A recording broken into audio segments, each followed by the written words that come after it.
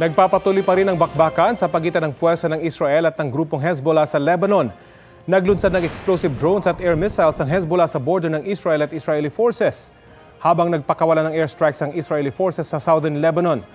Ayon sa Hezbollah, ang pag-atake nila sa Israel ay bilang suporta sa Gaza. Sabi ng Prime Minister ng Israel, kung ipagpapatuloy ng Hezbollah ang pag-atake sa Israel, pwedeng matulad din sila sa Gaza. Sa ngayon, nasa mahigit 120 na ang nasawi sa Lebanon, kabilang ang 85 Hezbollah fighters at 16 na sibilyan. Sa panig naman ng Israel, 7 sundalo at 4 na sibilyan ang nasawi sa pagitan ng Israel at Hezbollah.